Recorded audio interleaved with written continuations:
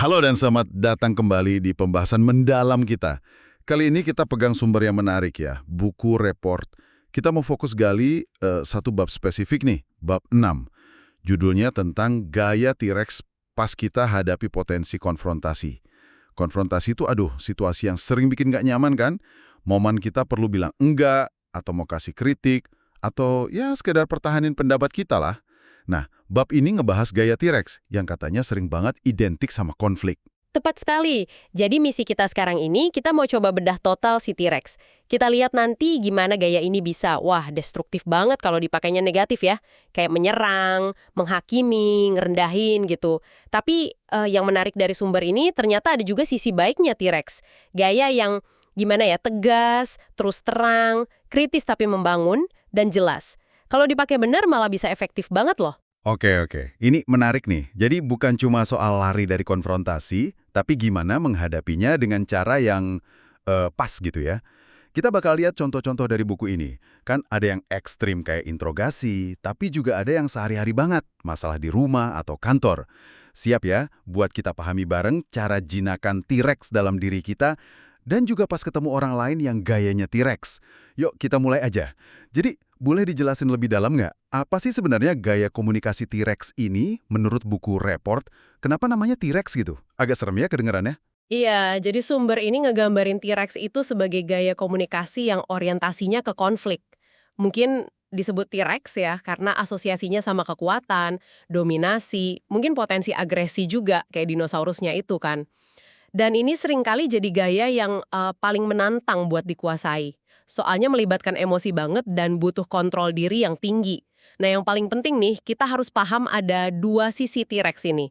Ada T-Rex yang katakanlah jahat, ini yang biasanya kepikiran sama kita pas dengar kata konfrontasi, perilakunya gimana, ya kayak yang dijelasin di buku ini. Nyerang, ngehukum, ngerendahin martabat, bikin malu, ngancem.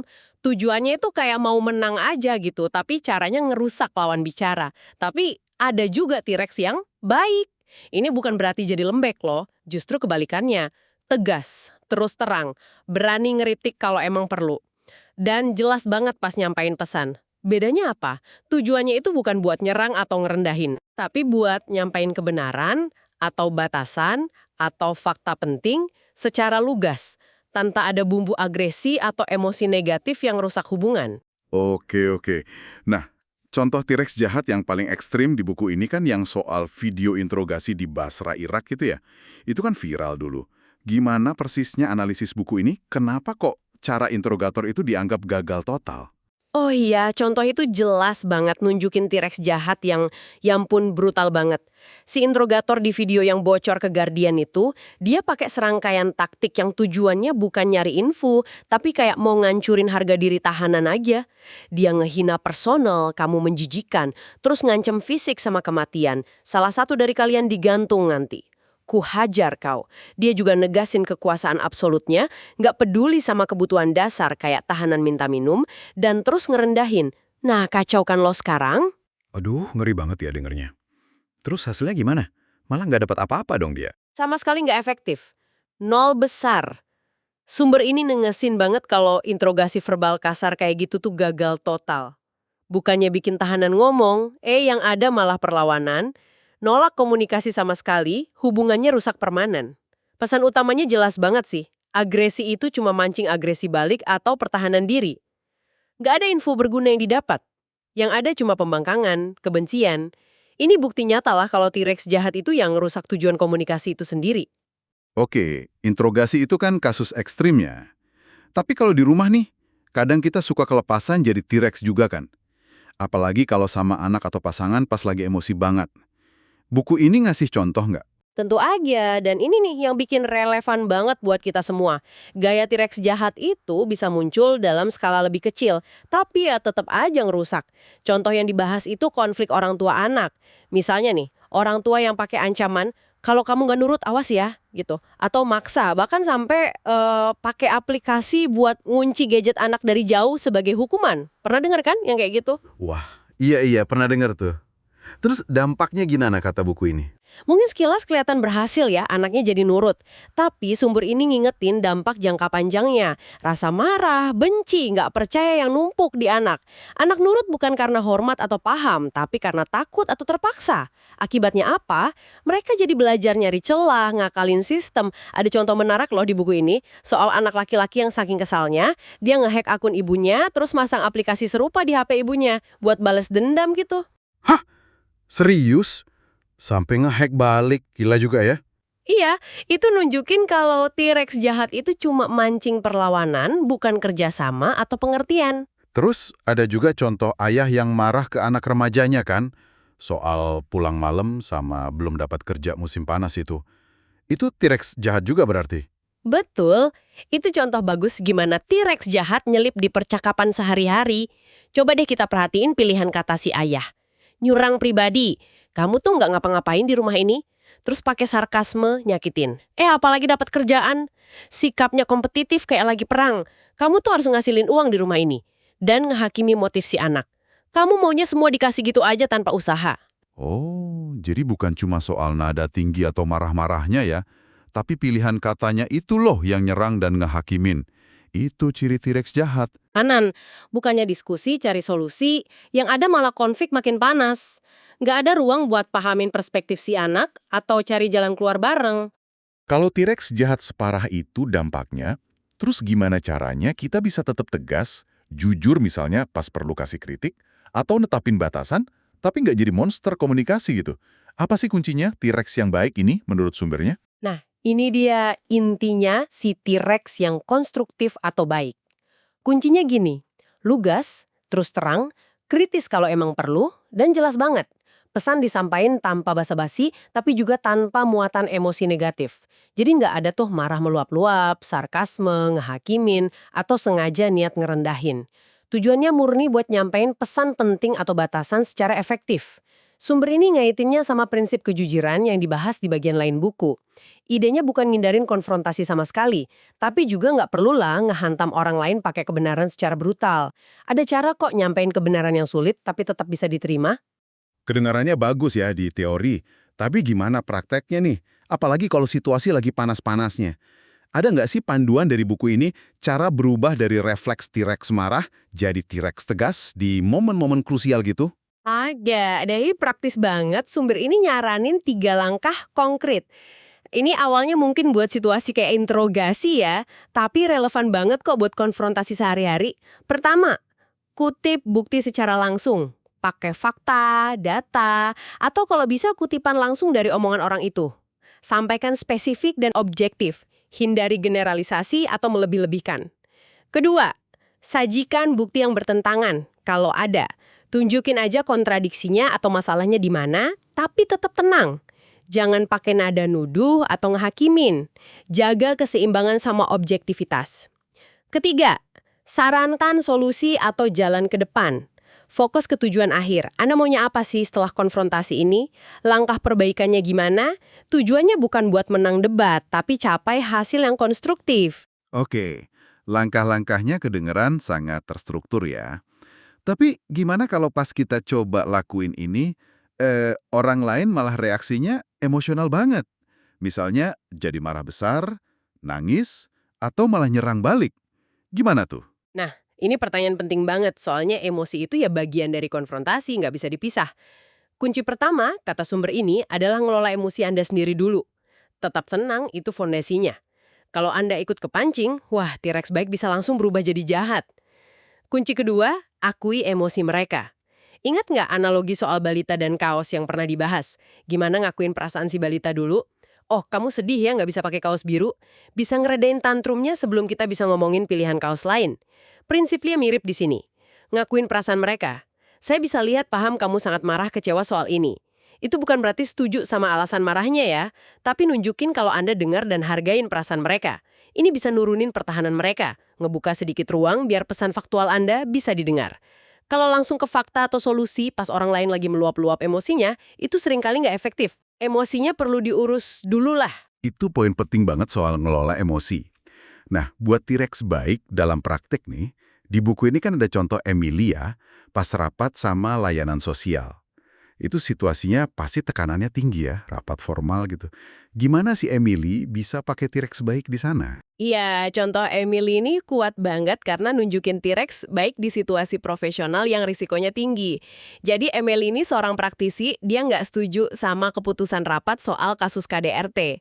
Menurut dia, keputusan itu malah ningkatin risiko bahaya buat anak-anak yang terlibat. Meskipun dia ngerasa takut banget dan terintimidasi, sumber ini ngegambarinnya pakai metafora kayak tikus berkostum T-Rex, lucu ya. Dia milih buat nggak diem aja. Dengan tenang tapi tegas, dia secara eksplisit nyatain nggak setuju di rapat itu. Terus dia minta keberatannya dicatat resmi di notulen. Perhatiin deh, dia nggak nyerang kolega atau manajernya secara personal. Fokusnya ke dampak keputusan buat keselamatan anak berdasarkan penilaian profesionalnya. Dia tegas sama prinsip dan pendiriannya, meskipun itu artinya ngelawan arus atau figur otoritas. Dalam hal ini manajernya yang digambarin malah kayak T-Rex jahat gaya diktator gitu. Ini nunjukin kalau T-Rex baik itu sering butuh keberanian moral buat nyuarain kebenaran yang penting, meskipun nggak populer atau sulit. Jadi T-Rex baik itu soal berani bersikap jelas dan berprinsip, terus ketenangan jadi tamengnya gitu ya, bukan kemarahan yang jadi senjata. Fokusnya ke pesan, bukan ke orangnya. Anda ngerangkumnya pas banget, tepat sekali. Tujuan utamanya ya kejelasan pesan sama integritas batasan Anda. Kalau Anda diserang secara pribadi pas lagi coba pakai T-Rex baik, kuncinya jangan kepancing. Abaikan aja serangan personal itu. Tetap tenang, dan kalau perlu, ulangi lagi pandangan atau batasan Anda dengan cara yang lugas dan langsung. Ini emang nggak gampang sih, butuh latihan kesadaran diri sama kontrol emosi. Terutama buat orang yang biasanya ngindarin konflik atau malah gampang meledak. Sumber ini pakai analogi menarik. Jadi T-Rex baik itu kayak jadi batu karang yang kokoh, bukan pohon palem yang gampang goyang kena angin serangan personal. Selain di tempat kerja, ada contoh lain nggak ya? Mungkin situasi sehari-hari yang lebih umum gitu? Ada contoh Lawrence pas lagi liburan keluarga. Liburannya keganggu sama suara berisik dari proyek konstruksi dekat apartemen sewaan mereka, padahal pihak resor sebelumnya udah janji gangguan minimal di surat sambutan. Nah, si Lawrence ini bukannya langsung ngamuk atau marah-marah ke staf, dia pakai pendekatan T-Rex baik yang terstruktur banget. Pertama, dia kumpulin bukti, dia rekam tuh tingkat kebisingannya yang ganggu banget, terus dia bandingin sama janji tertulis di surat sambutan. Kedua, dia bikin janji ketemu sama manajer resor. Ketiga, dengan tenang dia sajiin buktinya, rekaman suara sama surat sambutan tadi. Dia jelasin masalahnya secara faktual. Ini loh tingkat bisingnya, ini janji Anda, ini dampaknya ke liburan kami. Keempat, dia nyatain dengan jelas apa yang dia mau sebagai solusi. Pindah ke akomodasi yang lebih tenang atau dapat kompensasi finansial. Terus gimana hasilnya? Berhasil? Pendekatannya yang tenang, basisnya fakta, dan fokus ke solusi ini ternyata efektif banget. Manajer resor nanggepin dengan baik, mereka ditawarin pindah ke resor lain yang lebih bagus, plus dikasih kompensasi juga. Ini sekali lagi nunjukin kalau T-Rex baik yang efektif itu dibangun di atas fakta, kejelasan tujuan, sama pencarian solusi. Bukan ledakan emosi atau saling nyalahin. Tapi penting juga buat diingat ya, dan sumber ini ngasih peringatan juga, T-Rex itu bahkan yang baik sekalipun bukan gaya komunikasi buat segala situasi. Kalau dipakai keseringan atau pas situasinya sebenarnya butuh pendekatan yang lebih kolaboratif atau suportif, gaya T-Rex baik ini bisa kesannya jadi kaku, dingin atau kayak nggak mau kompromi gitu. Oh, jadi ada resikonya juga ya kalau terlalu sering jadi T-Rex meskipun yang versi baik. Bisa ngerusak kehangatan hubungan gitu. Betul, gaya ini bisa ngehambat terciptanya kehangatan, keintiman, sama ruang buat kompromi yang tulus. Ingat, dalam mode lingkaran komunikasi yang dipakai buku ini, T-Rex yang wakilin konflik ketegasan, itu ada di kutub yang berlawanan sama gaya monyet yang wakilin kerjasama kehangatan. Jadi sebelum mutusin pakai T-Rex, baik penting buat nimbang dulu. Konfrontasi ini benar-benar perlu nggak sih? Sepadan nggak sama potensi dampaknya ke hubungan? Dan jangan-jangan gaya komunikasi lain kayak monyet, cari solusi bareng, atau singa, ambil kendali dengan tenang, mungkin lebih pas buat situasi spesifik ini. Wah, jadi perlu bijaksana juga ya milih alat komunikasinya. Nggak bisa T-Rex melulu. Kalau gitu, yuk kita coba tarik benang merahnya nih.